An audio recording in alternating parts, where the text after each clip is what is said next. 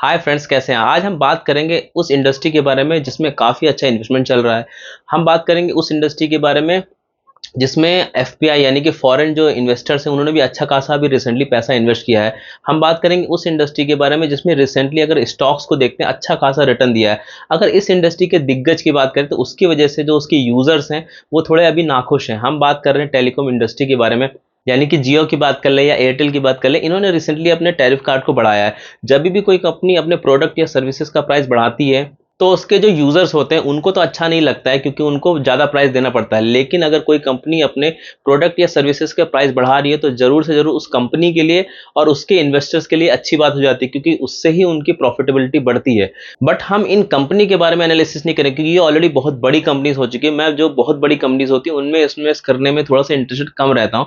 हम एक छोटी कंपनी की बात करेंगे जो 718 करोड़ की कंपनी है। तो हम बात करेंगे सार टेलीवेंचर लिमिटेड कंपनी के बारे में, जो उस सेक्टर से आती है जिसमें हम बोल सकते हैं इंडस टावर्स है, जो अराउंड 1,17,000 करोड़ की कंपनी है। जिसमें तेजस नेटवर्क आता है काइंड ऑफ, जिसका market cap approximately 21,000 crore rupees है। और इस कंपनी का market cap only 718 crore rupees. तो यानी कि अपॉर्चुनिटीज बहुत ज्यादा हो जाती है। अगर ये कंपनी आने वाले समय में अच्छा करती है तो हमें ये मल्टी बैगर रिटर्न मिल सकता है इसमें। लेकिन उससे पहले हमें इसके नंबर देखने पड़ेंगे, प्रॉफिट देखना पड़ेगा, सेल्स देखना पड़ेगा और भी बहुत ज्यादा एनालिसिस करनी पड़ेगी। और आज इसका वीडियो बनाने का ये भी रीजन है कि जिसका आईपीओ आया था वो नवंबर 2023 में आया था और 55 रुपीज के प्राइस बैंड पे आया था। और अभी इसका प्राइस चल रहा है 239 रुपीज, यानी कि अप्रोक्सीमेटली 335% के रिटर्न इसने ऑलरेडी अपने इन्वेस्टर्स को दे दिया है अप्रोक्सीमेटली 9 मंथ्स में। अब बात करते हैं कल की, यानी कि कल यानी 24 जुलाई, यानी इसका एफपीओ भी जो आया हुआ है वो कल उसका लास्ट डेट है। अगर हम बात करते हैं एफपीओ की तो पहले जान लेते हैं आईपीओ कहते हैं। नॉर्मली अगर आईपीओ देखा जाए तो फर्स्ट टाइम कंपनी अगर पब्लिक के पास आती है फंड रेस करने के लिए तो उसको इनिशियल पब्लिक ऑफरिंग यानी आईपीओ बोला जाता है। लेकिन उसके बाद जो ऑलरेडी लिस्टेड कंपनी होती है वो दोबारा उसको फिर से अगर उसको अपना फंड रेस करना है तो या तो डेट ले सकती है या तो इक्विटी के थ्रू। अगर इक्विटी के थ्रू वो फंड रेस कर रही है तो उसको एफपीओ यानी फॉलो ऑन पब्लिक ऑफर बोला जाता है। तो ये कंपनी अभी 9 महीने के बाद अगेन अपना एफपीओ लेकर आ चुकी है। तो एफपीओ का जो डेट है वो कल का ही लास्ट डेट है। और इन्होंने जो प्राइस रखा है एफपीओ का 210 रुपीज रखा है और अभी प्राइस चल रहा है 239। तो अगर हमें ये एफपीओ मिल जाता है 210 रुपीज पे तो हमें इनिशियली अच्छा खासा रिटर्न मिल जाएगा। यहाँ पे ध्यान देने वाली बात यह है कि इसका जो मिनिमम लॉट है 500 है। यानी हम जो नॉर्मल जो थोड़ी बड़ी कंपनियों के अगर आईपीओ देखते हैं तो जब वो आते हैं तो मिनिमम जो लॉट होता है 15,000 रुपीज के अंदर में आ जाता है। लेकिन क्योंकि ये छोटी कंपनी तो इसमें 500 का लॉट है, तो यहाँ पे आपको मिनिमम 1,05,000 रुपीज लगाना पड़ेगा अगर आपको एक लॉट को अप्लाई करना है एफपीओ में। तो चलिए देखते हैं इस कंपनी में इन्वेस्टमेंट करना बनता है कि नहीं बनता। इस कंपनी के एफपीओ जो अभी आया हुआ है उसमें हमें अप्लाई करना चाहिए कि नहीं चाहिए, इसके बारे में जानने के लिए चलिए वीडियो आगे देखते हैं। मैं विजय आपका स्वागत करता हूं आपके अपने ही चैनल वेल्थ की पाठशाला में। चलिए शुभ आरंभ करते हैं।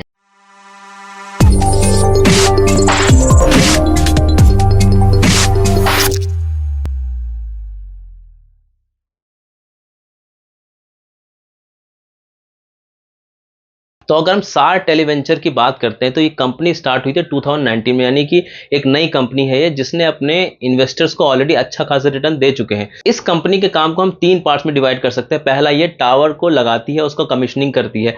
दूसरा, ये जो ये ऑप्टिकल फाइबर केबल्स होते हैं उनको लेइंग करती है और उसका मेंटेनेंस भी देखती है। इसके अलावा ये जो टेलीकॉम जो नेटवर्क्स के जो इक्विपमेंट होते हैं उसकी ये ट्रेडिंग भी करती है। इस 3 पार्ट में इसके रेवेन्यू को हम डिवाइड कर सकते हैं। तो यहाँ पे अगर टावर इंस्टॉलेशन की बात कर लेते हैं तो अभी 20% का रेवेन्यू उनका वहां से आ रहा है।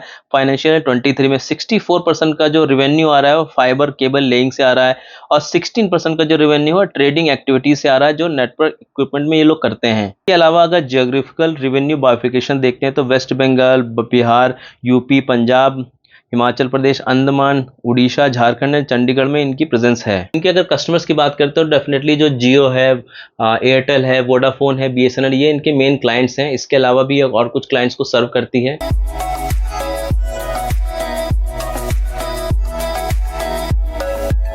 तो जैसा कि हम बोल चुके हैं कि इस कंपनी का मार्केट कैप 781 करोड़ रुपीस है। करंट प्राइस अभी 239 चल रहा है। अगर हाई की बात करते हैं तो 292 है, लो की बात करें तो 80 रुपीज़ है, यानी अपने हाई से थोड़ा ही नीचे चल रहा है। अगर प्लेज परसेंटेज की बात करते हैं तो कोई भी प्लेजिंग नहीं करी है इनके प्रोमोटर्स ने। प्रोमोटर की होल्डिंग अच्छी खासी 66.3% है। अब चलिए कंपनी के 3 मेन पैरामीटर देख लेते हैं। सबसे पहले अगर आरओई की बात करते हैं, हमारे पास बहुत ज़्यादा डेटा नहीं है, लेकिन अगर लेटेस्ट आरओई की बात करते हैं तो वो 37% है। यानी कि हमारे हिसाब से अगर एक स्मॉल कैप कंपनी तो अगर 18% का आरओई होता है तो हम उसको अच्छा मानते हैं। यहाँ पे इन्होंने 37% का आरओई दिया है, तो यानी कि हम अगर बात करते हैं आरओई के पैरामीटर में, हम इसको फुल मार्क दे सकते हैं। Second parameter debt to equity ratio, अगर डेट टू इक्विटी रेशियो की बात करते हैं 2.48, और अगर डेट इन टर्म्स ऑफ रूपी बात करते हैं तो 178 करोड़ का अच्छा खासा डेट उन्होंने लिया हुआ है।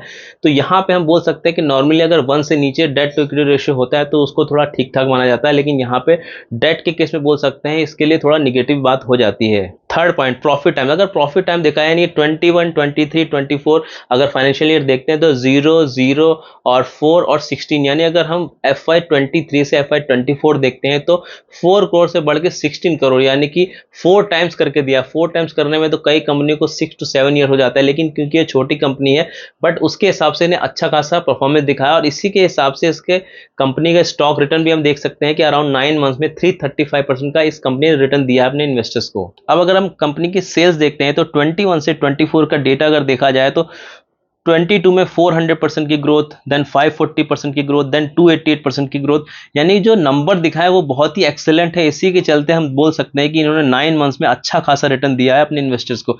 उसी तरीके से अगर प्रॉफिट की बात करते हैं तो वो भी 4 करोड़ से बढ़ के 16 करोड़, यानी कि 300% इन 1 ईयर, ये भी बहुत बेहतरीन नंबर है। इसी के चलते इसमें अभी बहुत ज़्यादा तेजी आई हुई है। तो हमने देखा कि अगर हम आरओई की बात करें, सेल्स की बात करें या प्रॉफिट की बात करें, नंबर बहुत ही गजब के लगते हैं, और उसी के हिसाब से इस स्टॉक ने अच्छा खासा रिटर्न भी दिया हुआ है। तो क्या हमें इसके एफपीओ को अप्लाई करना चाहिए या नहीं करना चाहिए? तो इसके लिए हम थोड़ा सा निगेटिव पॉइंट भी देख लेते हैं कि क्या इसमें हमारा रिस्क हो सकता है। अगर हम सबसे बड़ा रिस्क बताते हैं तो डेट टू इक्विटी रेशियो है 2.48, और अगर बात करते हैं इन टर्म्स ऑफ रुपी तो डेट जो है 178 करोड़ रुपीस का है। तो हमने देखा कि जो कंपनी अराउंड 700 करोड़ की है उस पर 178 करोड़ रुपीस का जो डेट है ये अच्छा खासा डेट बन जाता है, यानी डेट इसके लिए सबसे बड़ा निगेटिव पॉइंट हो जाता है। दूसरा अगर निगेटिव पॉइंट जो मुझे लगता है कि ये कंपनी जो है 2019 में स्टार्ट हुई, यानी कि only and only 4 to 5 years इस कंपनी को हुए, यानी कि बहुत पुरानी कंपनी नहीं है। तो हम नहीं बोल सकते, इस कंपनी ने अप्स एंड डाउन बहुत ज्यादा देखे हुए हैं। तो यहाँ हम ये नहीं बोल सकते कि कोई नई कंपनी है तो जरूर से जरूर बेकार करेगी, लेकिन यहाँ पे ये एक रिस्क जरूर बन जाता है।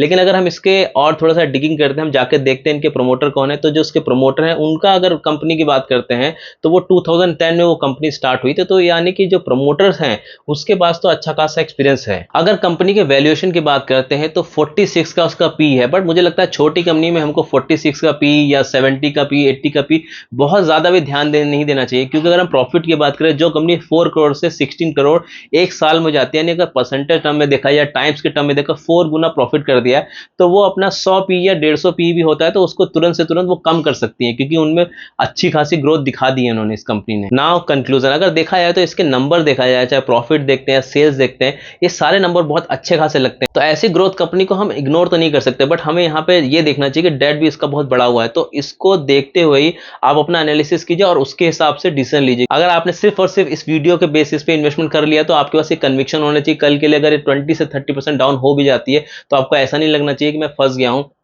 तो अपने विवेक के हिसाब से अपनी एनालिसिस और इसमें कीजिए। जब आपको पूर्णतः कन्विक्शन हो जाए तभी इसमें इन्वेस्टमेंट कीजिए, क्योंकि अगर प्रॉफिट होगा तो वो आपका होगा, अगर लॉस होगा वो भी आपका होगा। तो अगर वीडियो पसंद आता है उसको लाइक कर दीजिए, फैमिली और फ्रेंड्स के साथ शेयर कर दीजिए। अगर अभी तक चैनल को सब्सक्राइब नहीं किया तो अब तो सब्सक्राइब कर दीजिए। Thank you so much for watching this video. Remember one thing, learning is earning. जय हिंद।